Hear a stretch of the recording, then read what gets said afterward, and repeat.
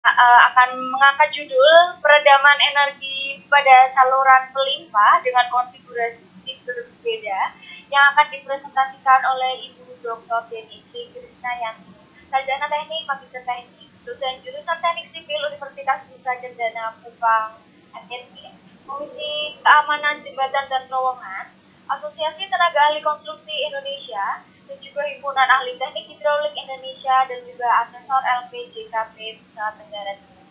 Untuk waktu dan tempat kami silakan. Baik, selamat siang Bapak Ibu, khususnya saya ucapkan terima kasih kepada Bapak Dr. Didi Bambang Widayanto selaku Ketua Umum PD Gapetnas DJ, kemudian kepada Bapak Rektor IT, Bapak Dr. Insinyur Marzan Aziz Iskandar, Bapak Prof. Insinyur Krisna Mokhtar, Bapak Prof. Insinyur Sarwidi, para narasumber, dan Ibu Moderator. Baik, untuk mempersingkat waktu, saya akan memulai pemaparan materi saya mengenai peredaman energi pada saluran pelimpah bertangga dengan konfigurasi berbeda.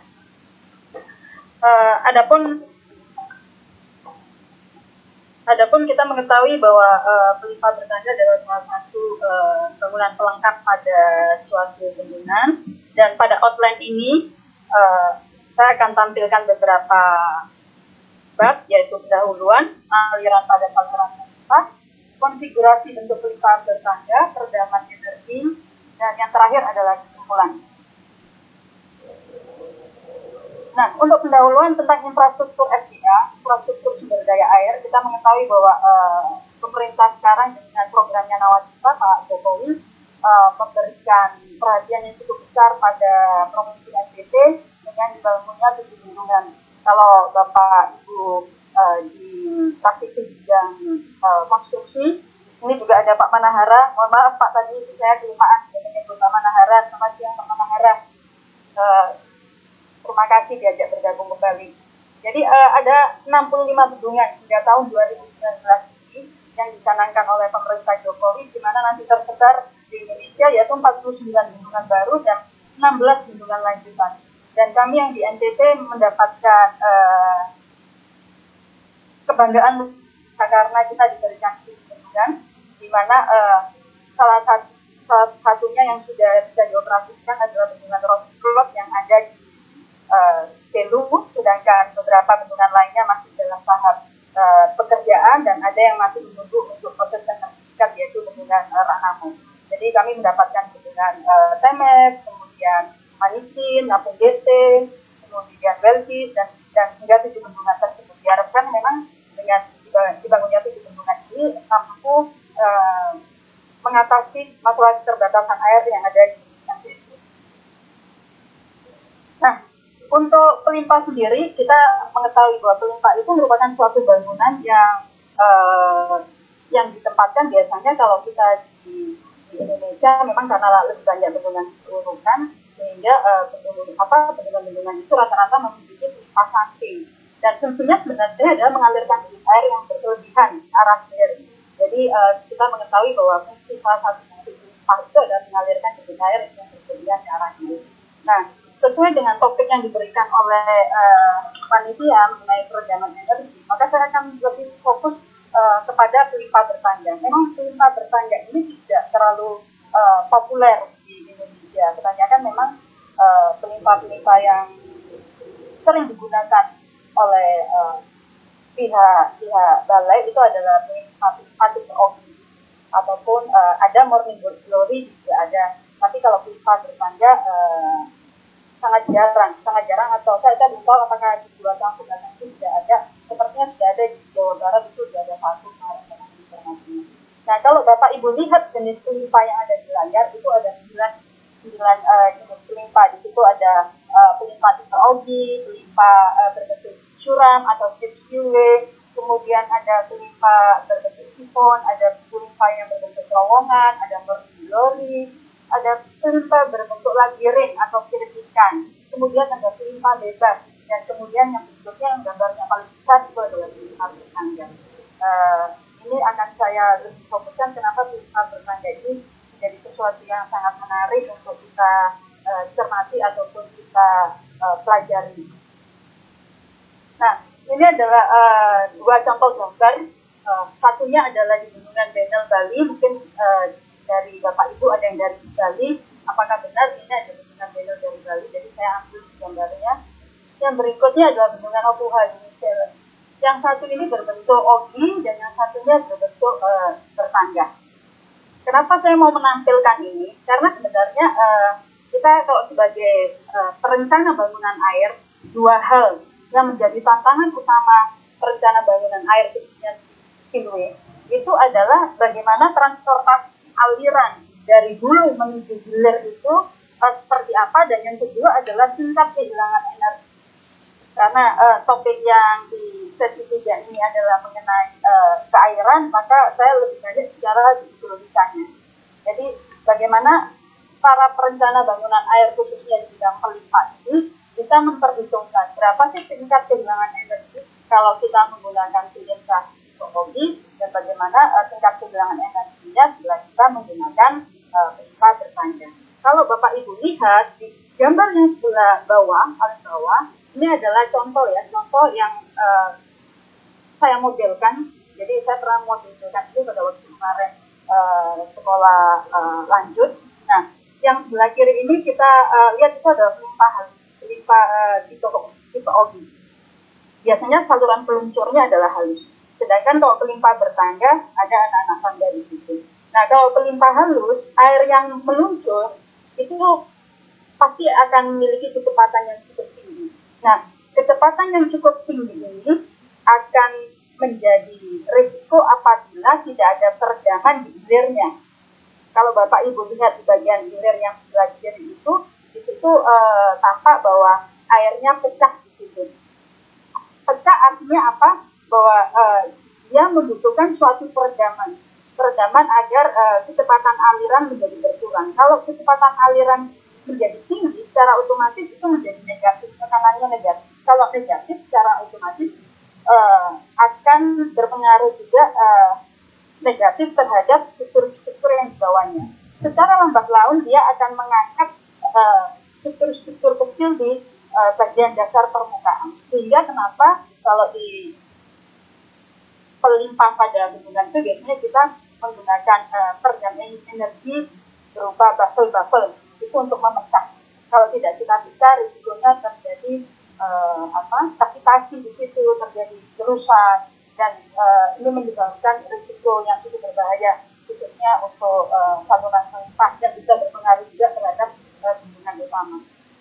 Nah, kemudian yang di sisi kanan itu adalah pelimpa bertangga. Pelimpa bertangga kita lihat bahwa bui-bui yang keluar itu sudah terjadi dari puncak hulu. Jadi ketika dari puncak mercunya sudah ada tangga-tangga, itu dia fungsinya sudah memecah energi lebih dulu. Dan ini sebenarnya menguntungkan karena apa? Karena ketika energi sudah dipecah duluan dari atas, secara otomatis ketika sampai di hilir itu energinya sudah tidak terlalu besar. Nah, kalau energinya tidak terlalu besar, secara otomatis kan menjadikan struktur ini jauh lebih aman. Baik, berikutnya. Jadi pelimpa bertangga ini dari apa yang saya sampaikan, yang pertama adalah meningkatkan stabilitas struktur. Ini saya kutip dari Johnson 2002. Kemudian yang kedua adalah meningkatkan laju kehilangan energi yang terjadi pada saluran pelimpa. Seperti yang tadi saya sampaikan, bahwa pelimpa bertangga ini mampu mengurangi kehilangan energi yang jauh lebih baik ataupun lebih besar daripada pelimpa halus. Nah, kehilangan energi pada saluran pelimpa itu bisa dicapai dengan 3 cara. Yang pertama adalah pancaran air dengan kecepatan tinggi yang lepas dari puncak pelimpa, ataupun adanya loncatan hidrolik pada kolam olah. Biasanya ini hilir dan kolam olah. Pada kehilangan energi yang dicapai pada poin 1 dan 2 biasanya memang nanti ada ada suatu strategi pembuatan baffle ataupun peredam energi di bagian hilirnya, biasanya seperti itu. Namun kehilangan energi pada pelimpa bertangga itu terjadi pada tangga-tangga pada saluran pelimpa, artinya bahwa kehilangan energi pada pelimpa bertangga ini sudah terjadi pada saluran peluncurnya. itu sudah diredam dengan sangat baik. Jadi kalau yang di saluran tipe OI ataupun saluran berbentuk curam itu biasanya yang hilirnya yang diredam.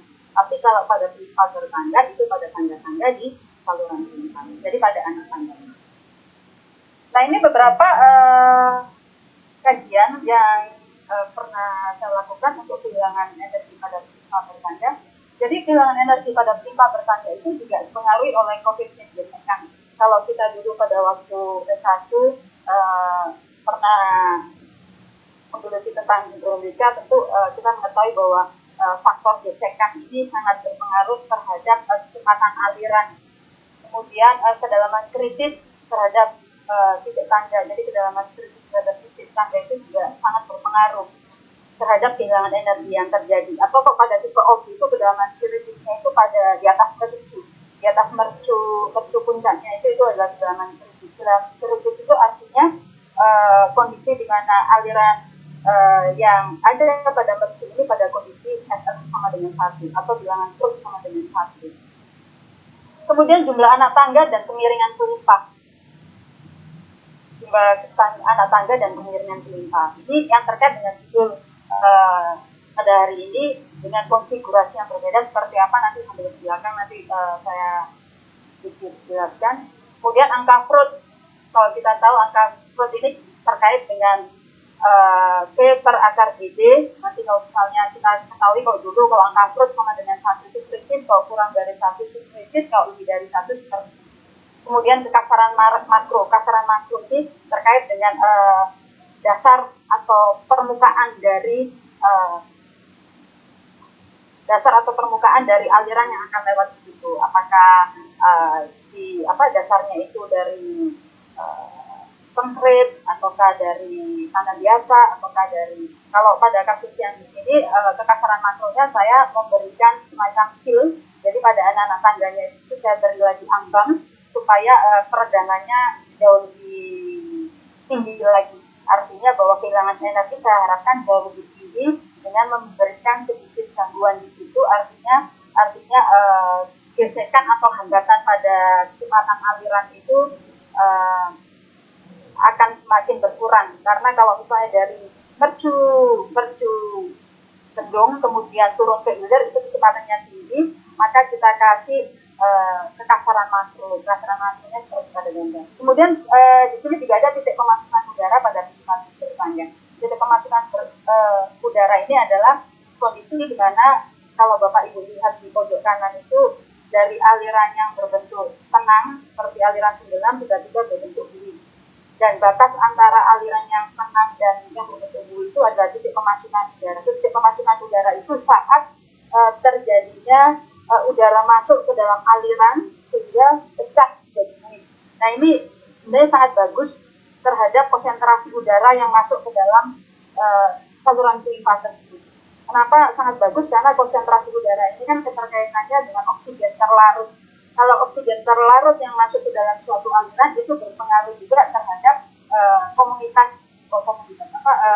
terhadap ekosistem air, ekosistem makhluk hidup yang ada di air tersebut. Nah, yang di pojok kanan bawah adalah kehilangan energinya, sama yang seperti saya jelaskan tadi. Itu ada beberapa gambar yang Bapak Ibu bisa lihat. Energi pecah saat di atas, ada energi yang pecah saat di bawah, ada energi yang pecah di pertengahan saluran, seperti itu. Nah, untuk kita masuk lebih dalam terhadap kajian materi tersebut, maka sebelumnya saya akan menjelaskan bahwa rejim aliran pada saluran pipa. Jadi kalau kita bicara tentang hidrolika, tentang perilaku aliran pada suatu bangunan, maka kita harus mengenal dulu alirannya itu mau kita kondisikan seperti apa. Apakah tenggelam, apakah transisi, apakah bebas. Berbeda? Ya berbeda. Berbeda karena apa? Ini keterkaitannya dengan volume air yang nanti akan kita modelkan. Sebelum kita membawa pemodelan itu ke dalam prototype, tentunya kita harus tahu sebenarnya nanti aliran yang akan kita prototipekan ini seperti apa, aliran tenggelam, transisi atau tidak. Nah kalau tenggelam itu volume air banyak, artinya bahwa debit yang akan masuk itu banyak dan anak-anak tangga cenderung tenggelam di situ. Nah, kalau aliran transisi ini adalah aliran peralihan dari aliran bebas menuju aliran tenggelam. Sedangkan aliran bebas itu volume airnya lebih sedikit sehingga tampak seperti loncatan-loncatan air. Sehingga kalau tampak seperti loncatan air, bumi sudah pecah dari tangga yang paling atas. Nah, kemudian aliran tenggelam. Untuk pelimpah dirancang memang untuk aliran tenggelam. Untuk beberapa pelimpah memang harus dirancang untuk aliran tenggelam. Kemudian aliran tenggelam sendiri mereduksi kecepatan atau P dan kedalaman aliran menjadi lebih tinggi. Sehingga ketika kita mengkondisikan saluran pelimpah ini menjadi aliran tenggelam, maka di situ biasanya akan muncul titik awal kemasukan udara, di mana udara masuk ke dalam aliran pada modifikasi anak tangga tersebut yang berpengaruh terhadap rasio kehilangan energi. Nah, itu juga akan mengendalikan kerusakan akibat kavitasi. Kavitasi itu kerusakan yang terjadi biasanya pada saluran peluncur pada pipa, di mana kecepatan aliran yang terjadi pada saluran peluncur itu sangat tinggi, sehingga berisiko negatif atau berisiko menyebabkan kerusakan pada saluran dasarnya. Kemudian yang ketiga adalah perencanaan dinding pengarah pelimpah. Kalau kita sudah mengetahui titik awal kemasukan udara, maka kita bisa merencanakan seberapa sih tingginya dinding pengarah pelimpah, dan juga kita bisa mendesain juga perencanaan kolam olahnya. Seberapa sih kolam olahnya supaya air yang jatuh di hilir itu cukup aman. Nah, ini menjadi penting karena kita juga memperkirakan pula zona non aerasinya yang berpengaruh terhadap kavitasi.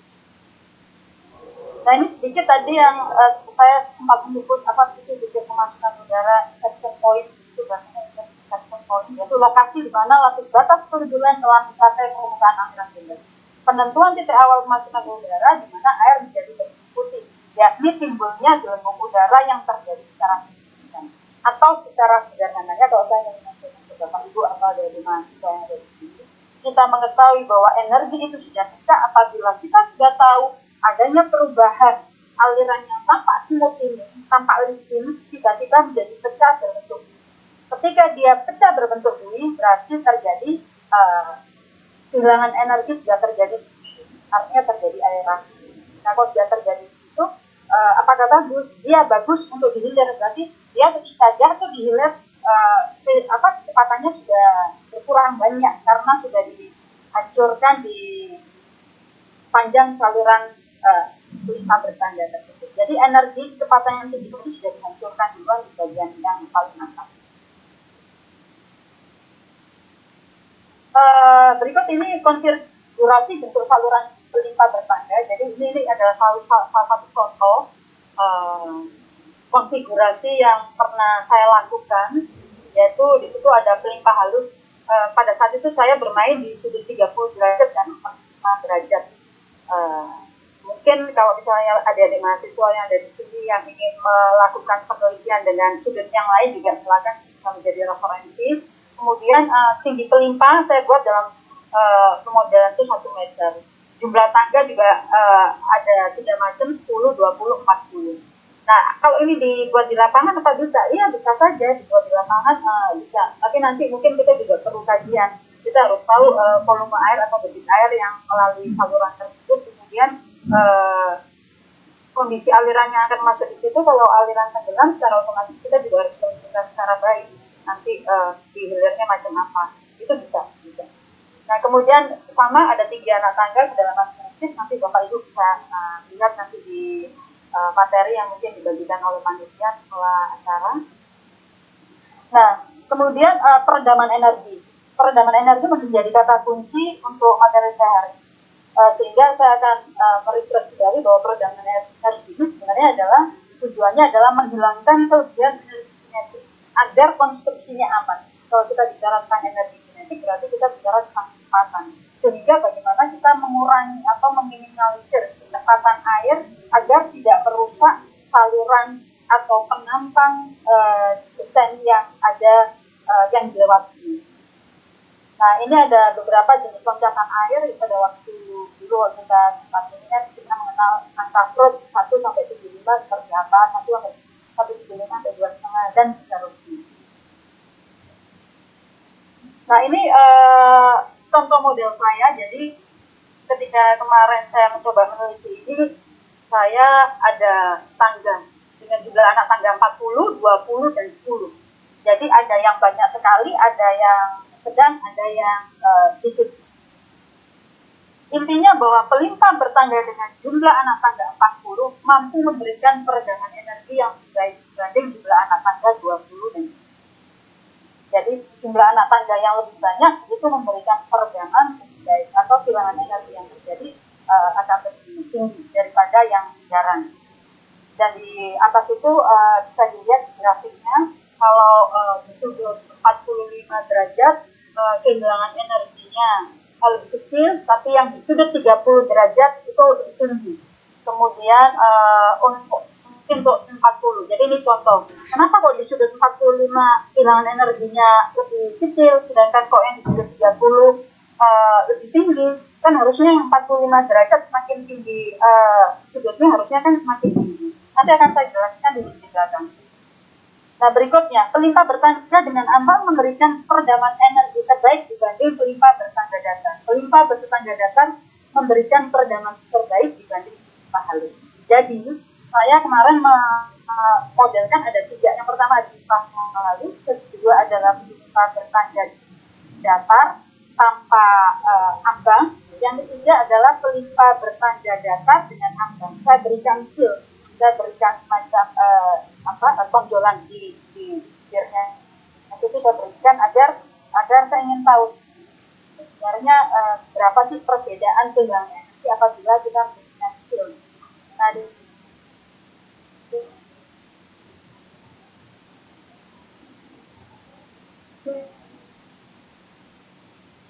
itu terlihat bahwa dengan ambang ini memberikan peredaman energi yang memang kecenderungannya lebih bagus dibandingkan. Kemudian pelimpah bertangga dengan sudut 30 derajat memberikan peredaman energi terbaik dibanding sudut 45 derajat. Di gambar yang Bapak Ibu dan adik-adik perhatikan situ, yang sudut sebelah kiri adalah 45 derajat, sedangkan 30 derajat lebih rendah. Nah, sini kita lihat bahwa ternyata 30 derajat ini lebih baik daripada 45. Karena apa? Ternyata meningkatnya sudut kemiringan pelimpah bertangga akan meningkatkan nilai konsentrasi udara. Nilai konsentrasi udara adalah apa? Nah, konsentrasi udara pada pelimpah bertangga adalah peningkatan kualitas air sebenarnya berhubungan dengan adanya oksigen terlarut. Konsentrasi oksigen di permukaan air merupakan indikator utama dari kualitas air untuk kebutuhan manusia serta biota perairan. Nah, proses fisik perpindahan oksigen atau penyerapan oksigen dari atmosfer ke dalam air itu yang disebut dengan aerasi. Peningkatan aerasi dengan kekasaran makro biasanya dikenal dalam pengelolaan air, dan salah satu bentuknya adalah aerasi dengan menggunakan saluran udara tangga. Sehingga kenapa konsentrasi udara di 45 dan 30 ini kok ternyata memberikan efek yang berbeda terhadap kehilangan energi. Jadi saya bahas dulu tentang konsentrasi udara ya. Kadar oksigen terlarut pada aliran pelimpah bertangga datar itu meningkat sekitar 2 sampai 2,8.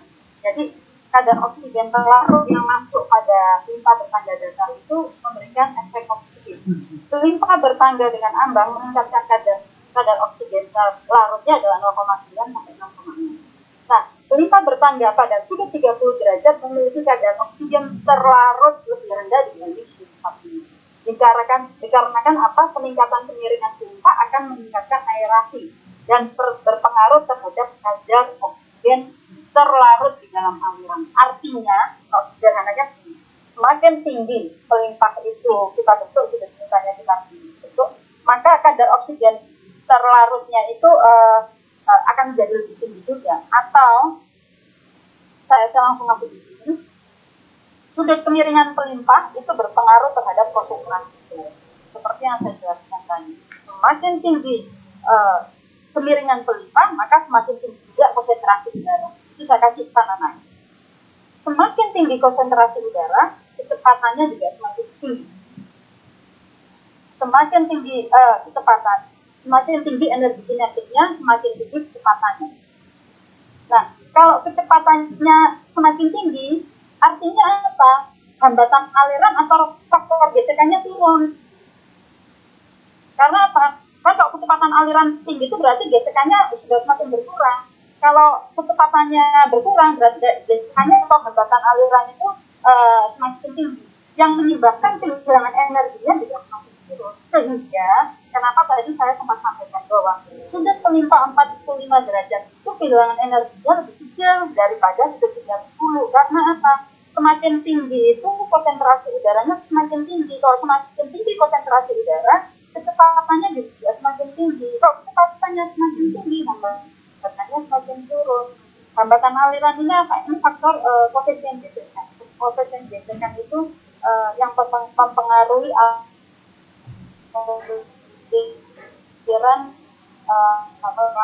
nanti suatu saluran. Nah, ini adalah rekapitulasi nilai peredaman energi pada saluran pipa bertangga. Jadi di sini saya rekapkan, Marika bisa mengenai pipa halus. Ternyata pipa halus itu 67% kehilangan energinya dan 77, sedangkan untuk yang anak tangga, kalau anak tangga itu sekitar 78 sampai 82, sedangkan yang 30 80 sampai 91. Nanti bisa dilihat di situ ya Bapak Ibu. Nah, kesimpulannya dari semua yang saya sampaikan tadi, intinya adalah yang pertama, meningkatnya sudut kemiringan pelimpa tenaga akan meningkatkan nilai konsentrasi udara, dan kemudian peningkatan konsentrasi udara meningkatkan energi kinetik aliran. Kemudian ketiga, kadar oksigen terlarut pada aliran pelimpa bertangga datar akan meningkat sebesar 2% hingga 2,8 dari hulu menuju hilir pelimpa. Sehingga saran yang mungkin bisa saya berikan di sini, bila memang ada penelitian lanjutan terkait hidrolika, poin 1 mungkin perlu adanya penambahan sudut kemiringan, kemudian pengamatan terhadap semburan aliran, dan mungkin perlunya perangkat-perangkat pengukuran yang jauh lebih bagus lagi. Itu juga ada beberapa lagi yang lain nanti yang bisa dilanjut. Jadi daftar pustaka saya tampilkan, tidak semuanya hanya 8, sebenarnya banyak, ada sekitar berapa puluh. Demikian yang bisa saya paparkan Bapak Ibu serta adik-adik. Sekiranya ada pertanyaan atau yang perlu didiskusikan, semoga saya bisa menjawab dengan baik. Terima kasih. Baik, terima kasih Bu Deni. Bagi Bapak dan Ibu sekalian yang ingin bertanya, bisa langsung menuliskan di kolom pertanyaannya. Mungkin ada yang mau bertanya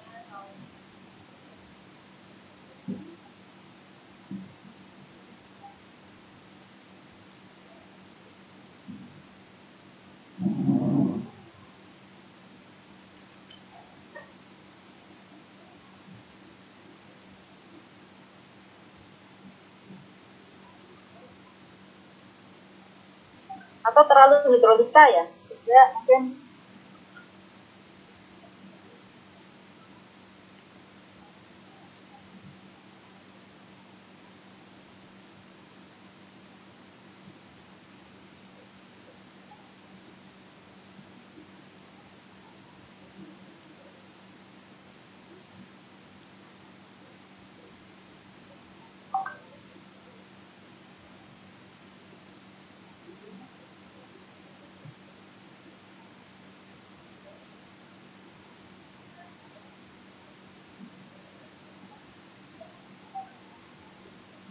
belum ada di pertanyaan yang masuk itu. Bagi Bapak dan Ibu sekalian yang mau bertanya, terlalu teoritis mungkin ya.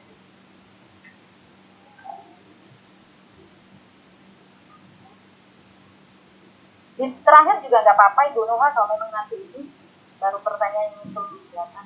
Oh, begitu ya Ibu. Ya. Baik, terima kasih atas materinya Ibu Deni. Semoga kita bisa bertemu lagi di seminar online Baratageda selanjutnya. Sehat-sehat terus ya Ibu. Terima kasih banyak. Ya. Untuk acara selanjutnya, yaitu foto bersama sesi ketiga, mohon kepada Bapak dan Ibu peserta untuk menyalakan kameranya.